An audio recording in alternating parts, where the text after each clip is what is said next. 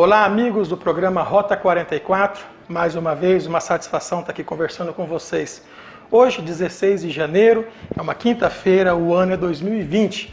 Ao meu lado, o ex-prefeito do município de Floresta, prefeito já por 3 mandatos, e um possível pré-candidato às eleições de 2020 no município de Floresta, José Roberto Ruiz, professor, nosso amigo, que tem aí um grande respeito na cidade de Floresta. Afinal de contas, alguém que consegue administrar o município por 3 mandatos é alguém que realmente tem muito valor pelo povo do município. Zé Roberto, seja bem-vindo. E eu começo perguntando, há uma necessidade de ir para a disputa, para cargo de prefeito na tua cidade? Bom, primeiramente, Paulo, queria agradecer a você, a todos os amigos aí que nos ouvem, que compartilham o Rota 44, o pessoal do Grupo de Eleições, também tem um grande potencial na região, né? Não só de Gênero, mas em toda a região. E dizer para vocês que a necessidade ela surge naturalmente. Toda administração tem pontos positivos e tem pontos negativos. E o que não se pode deixar numa administração é que os pontos negativos venham a superar os pontos positivos. Porque aí a necessidade acaba sendo mais incrementada. Correto. E o que a gente percebe hoje em Floresta é que realmente se passaram 4 anos, né?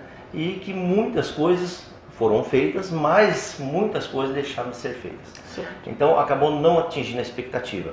E a gente percebe, por ser morador de lá, por ser prefeito, por ex-prefeito, por estar junto com a comunidade, sou professor. Tem uma vida lá, né? Tem uma vida. A gente percebe que a insatisfação ela é muito grande hoje. Então há necessidade do nosso grupo, né, do nosso grupo político, hoje, lançar um candidato para disputar as eleições. Tanto pode ser eu, como pode ser alguém do grupo também. Correto. Mas que nós vamos ter o nosso representante lá disputando as eleições para o ano de 2020 nós teremos. Ou seja, há realmente essa necessidade de se apresentar uma outra plataforma para ser diferente do que está acontecendo. Sim, com certeza. Eu acho que a disputa é salutar. Você vê, nós tivemos uma eleição passada, em que eu fui para a reeleição, né, numa administração que era considerada uma administração boa, não era uma administração ruim, mas perdemos as eleições. Por quê? Porque a cidade tinha um anseio de se fazer a mudança. Tinha que mudar, quis mudar. E toda mudança, nós sabemos o seguinte, a mudança, não existe mudança só para melhor. A mudança ela pode ser para melhor, como pode ser para pior. Né? E isso daí, quem avalia é a comunidade. Com certeza. Né? A população. Então, essa necessidade, hoje eu vejo mais aparente no eleitorado, na comunidade florestense, que há necessidade e o anseio de se mudar novamente. Zé, eu acompanho você de rede social, você sabe que eu sempre aproveito o trabalho, acompanhei, pelo menos o último mandato teu, eu vi que você realmente se esforçou muito pelo município de Floresta. E eu gosto de política, as pessoas sabem disso, tanto que a gente está criando todo esse aparato para falar de política, né? Para convidar os políticos aqui e praticar a boa política. Se você está aqui, é claro que é porque eu vejo você como uma boa política, né? A pergunta é assim, eu vejo que independente de ser prefeito ou não, a tua vida é compromissada, tem serviço, tem trabalho e você continua ligado no envolto da própria política, né? Você é um conselheiro de outros políticos, você voltou a dar aula, você tem a tua profissão. É que eu acho isso mais assim de valor na pessoa, né? Então eu queria que você falasse assim, hoje, você não está na prefeitura, mas o que o José Roberto está fazendo hoje, para quem não tem conhecimento disso? Veja, Paulo, eu acredito assim, piamente, né, que para ser prefeito a gente tem que estar preparado, primeiro ponto. A partir do momento que eu deixei de ser prefeito, eu tinha uma profissão, então eu voltei à minha profissão, que sempre foi de ser professor. Eu sou professor hoje da rede estadual de ensino, concursado, né, efetivo, e também sou professor na faculdade, né, dou aula de direito administrativo. Professor universitário, né? Universitário. Fora isso, logo após as eleições, eu montei uma empresa, gestor, consultoria, onde eu presto consultoria para vários municípios da região, na gestão pública municipal, questão de licitações, contratos, aonde eu coloco toda a minha experiência, né, e a experiência também jurídica em prol do benefício desses municípios. Então isso nos favorece muito. E além disso, né, eu sempre procuro me preparar. Eu recentemente, agora, no final do ano agora, eu acabei terminando meu curso de mestrado. Então eu fiz o mestrado na UEM, onde o tema era políticas públicas. Então, eu sou um eterno apaixonado pela administração pública. E é por isso que não tem como a gente se desligar totalmente. Com certeza, né? Eu vivo o dia a dia de administração pública, sei das necessidades, das dificuldades que cada município tem. Então, eu sou realmente um eterno apaixonado pela administração pública. Achei interessante isso. José, a questão da rede social hoje, parece que ela está aproximando muito o cidadão, o eleitor da administração pública, certo? E cada político tem uma visão. Um político gosta de se expor mais em rede social, o outro não, porque às vezes o povo faz cobrança, faz crítica. O que você acha disso? A rede social hoje, a participação do pessoal, como você analisa isso hoje no dia a dia? Sei que você tem rede social, você é uma pessoa ativa, tem os seus seguidores, tem os seus amigos, a gente vê que você está sempre participando da rede social. O que você acha disso voltado à política, não só a campanha? Ajuda muito na campanha eleitoral. Até barateia uma campanha, né, que você consegue mandar mensagem com custo mais barato. Mas eu digo assim, na administração pública, você, numa análise como gestor, é importante essa ligação, poder público e pessoas através de rede social? Você acha isso saudável? Tem alguma ponderação? Qual a tua opinião? Eu acho extremamente saudável. Uma vez que, a partir do momento, o prefeito ele não consegue ter olhos na cidade toda. A partir do momento que você acompanha uma rede social, que você acompanha no Facebook, que você coloca você se expõe a sua figura junto com uma obra, algum benefício que tem para o município, lá mesmo você já consegue ver que tem aqueles que já não criticam, mas falam, poderia ter arrumado aquela tal estrada, ou você poderia estar fazendo assim, ou você te alerta, na verdade, a rede social te alerta e te dá orientação aonde que as coisas não estão correndo bem. É uma ferramenta positiva para o bom gestor. Isso, tem aqueles que vão chegar e parabenizar e tal, que são os amigos, são companheiros, sim. E que realmente, aqueles que às vezes nem são companheiros, mas que acham que aquilo que está sendo feito, está sendo mostrado, é um benefício para a comunidade, então ele parabeniza, bate palmas e tal. Mas tem aqueles também que usam esse espaço não para criticar, para fazer uma crítica destrutiva, mas fazer de repente uma crítica construtiva, que é abrir os olhos do administrador. Olha, em determinado posto de saúde está faltando remédio, a pessoa está passando dificuldade em atendimento no hospital. E isso daí, se a gente souber usar a rede social, ela te traz, é um instrumento extraordinário para você poder corrigir esses estrangulamentos que às vezes a administração pública, você como administrador atrás de uma mesa, você não consegue ver. Mesmo você tendo seus secretários, você tendo o grupo de vereadores que traz as informações, mas quem está falando com você é o usuário. O próprio cidadão, o usuário, né? É o cidadão, é o usuário do sistema que está ali. Então, ele te traz a informação fidedigna. E isso você pode corrigir essas discrepâncias através da rede social. Eu acho um espetáculo. Eu tenho minha rede social, eu me exponho, eu coloco o que eu penso, as coisas boas que aparecem para a comunidade.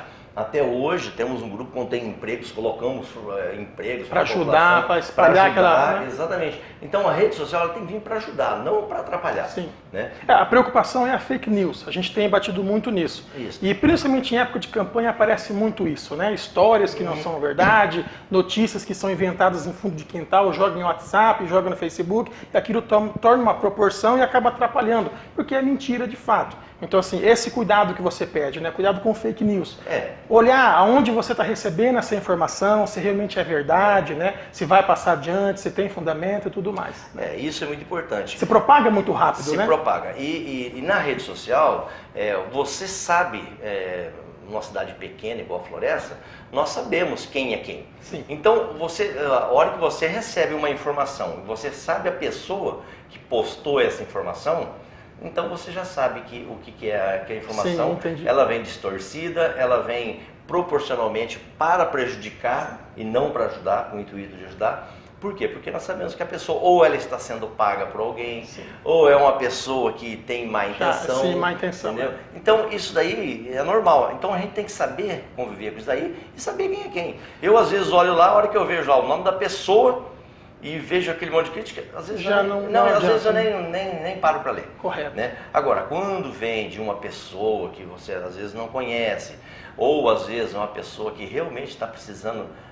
de uma orientação, aí nós temos que dar a devida atenção, Sim, porque correto. é para isso que é a rede social. Resumindo, é importante, é uma ferramenta. Muito importante, ferramenta indispensável nos dias atuais para o administrador público. Zé Roberto, eu moro em Engenheiro Beltrão e vou para Maringá com frequência e passo por Floresta, né? E a gente conhece Floresta, claro, há muitos anos. E eu vejo assim que ela está no momento que está tendo assim condomínios em volta, o fluxo aumentou muito pela rodovia. Você hoje, pré-candidato, ser potencial pré-candidato, você vê uma administração positiva, se for alinhada corretamente, com o plano de governo? Você acha que o resultado vai ser positivo para a Floresta, para o povo de Floresta, aproveitando esse embalo da localidade, da região? Eu sempre digo o seguinte, na administração pública tem que ter planejamento. Tudo tem que ter planejamento. A cidade está crescendo. Se nós não tivermos um planejamento, uma estrutura para acompanhar esse crescimento, vai entrar em colapso. Então, nós temos que ter postos de saúde com atendimento nos bairros, nós temos que ter terrenos comunitários dos diversos bairros, porque uma hora ou outra a expansão vai trazer, você vai ter que ter uma extensão de um posto de saúde, de um atendimento, de uma escola nos bairros. Então, essa visão do administrador, isso chama-se planejamento urbano. Nós temos que ter alguém que faça esse planejamento urbano. Tem que estar à frente desse momento, exatamente, né? Já? Tem que acompanhar o crescimento da cidade. E isso a gente não vê, a maioria dos municípios não vê. Porque se aumenta o crescimento, aumenta a demanda, fluxo e toda a necessidade do poder público, né? Exatamente. Então, se preparar. Ele tem que se adequar, ele tem que ir se adequando conforme o crescimento. Então, a proporção, nós não podemos deixar os problemas crescerem numa proporção aritmética. Sim. E os outros numa proporção geométrica. Sim. Senão daqui a pouquinho você não consegue administrar. E isso envolve uma administração de responsabilidade e com muita técnica. Sim. Conhecimento de gestão pública mesmo. Tem que ter conhecimento, tem que ter planejamento, tem que, na medida do possível, procurar montar uma equipe boa, eficiente, que traga, né? E uma das coisas que falta bastante é você ter as reuniões com as comunidades. Então, se você começar a fazer as reuniões com as comunidades, os líderes dos bairros, você começa a ver os problemas mais de perto. Aproximação, isso, né? E isso é importante para a gente poder resolver em conjunto o que fazer, certo, né? Eu acho discutir que, junto ali. Exatamente. Eu acho até que tem que se fazer aquela questão do orçamento participativo. Tem que ter participação da sociedade. A gente percebe quando vai uma reunião do orçamento participativo, não vai ninguém na sociedade.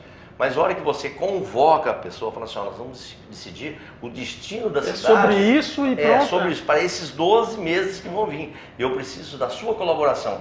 Tenho certeza que a população vai lá e... a forma de contato, talvez, né? Exatamente, porque ele está convivendo no bairro, ele sabe das necessidades do bairro, o que tem que ser feito para o bairro, para a população, para a cidade.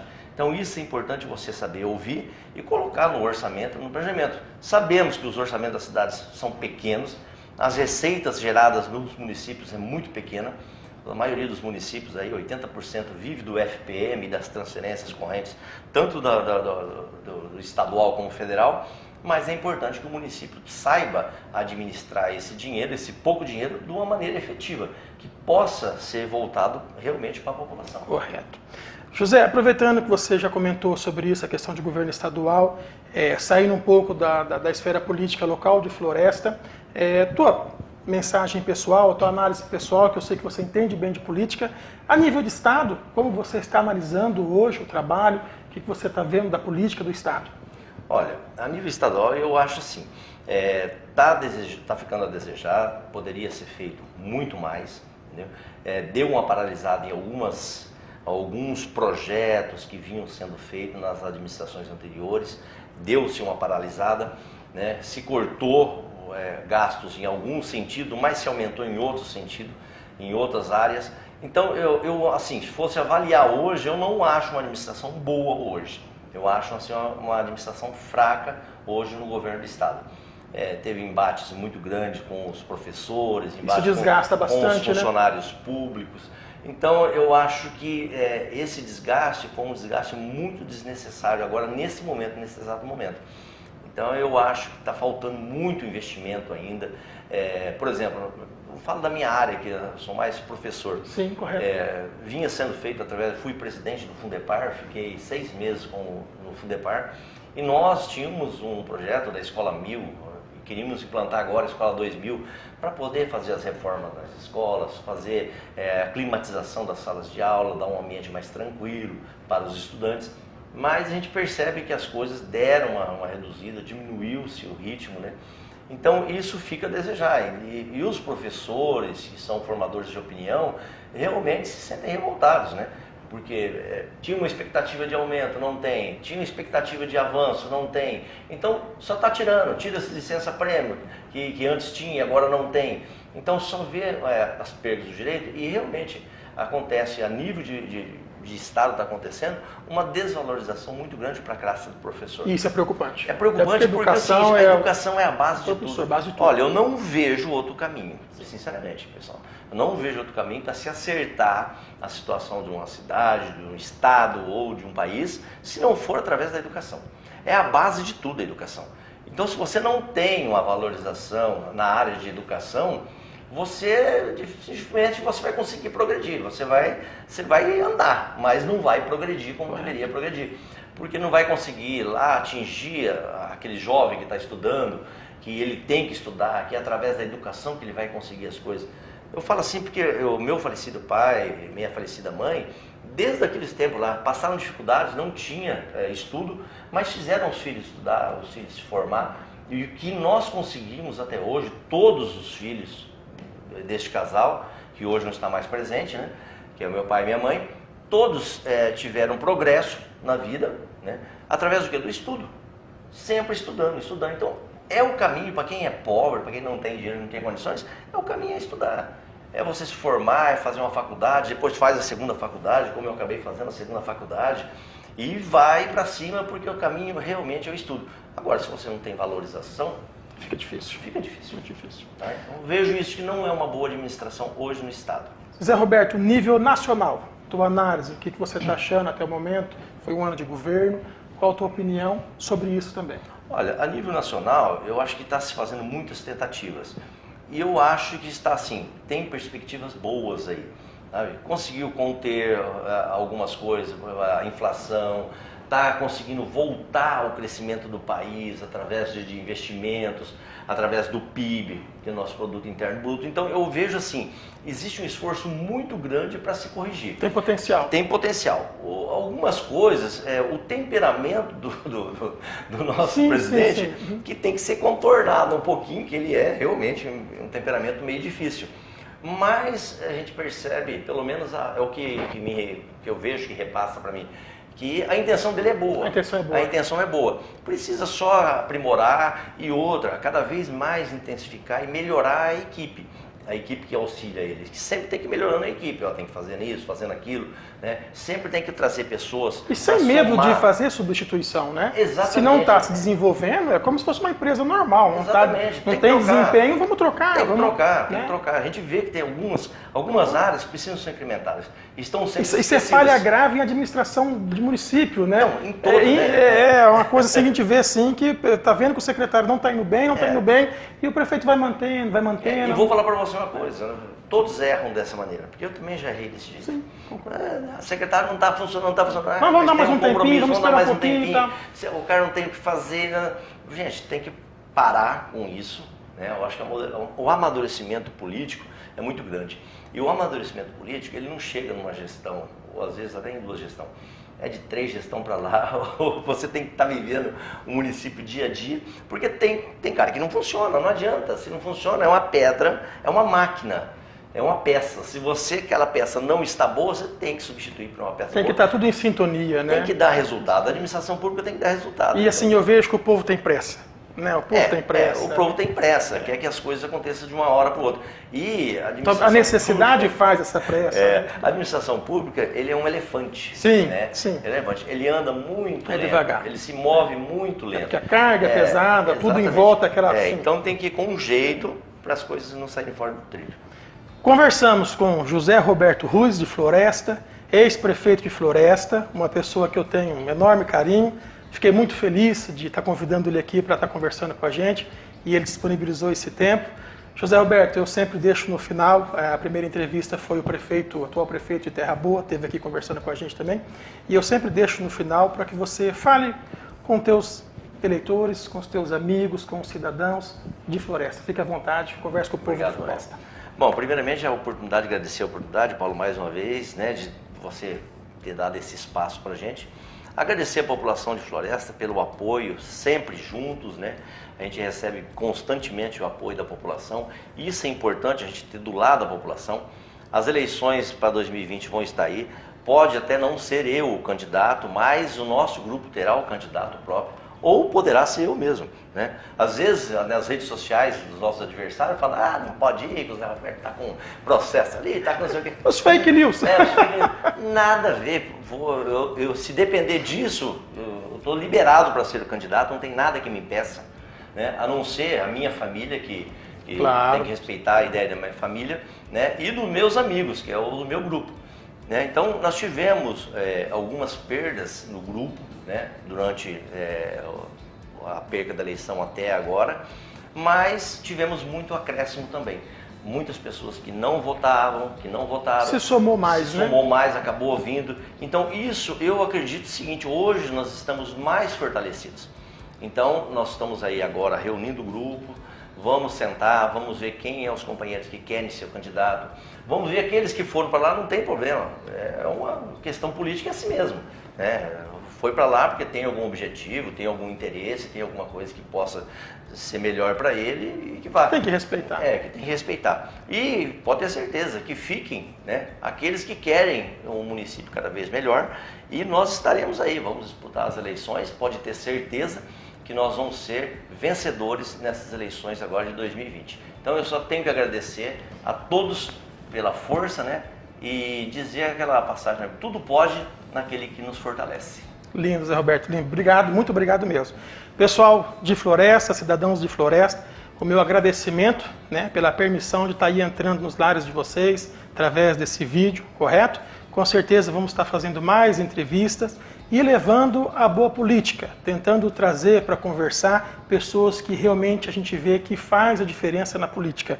Eu, antes de trazer nessa banca aqui, eu realmente levo a sério quem eu vou convidar, quem eu vou entrevistar, o currículo, o perfil. Não é qualquer político que vai sentar aqui. Zé Roberto está aí, falou, conversou, puderam aproveitar para revê-lo novamente falando de política. E foi um prazer conversar com vocês, Zé Roberto. Tá? Agradeço. Pessoal, fiquem com Deus, até a próxima. Até mais. Tchau, tchau.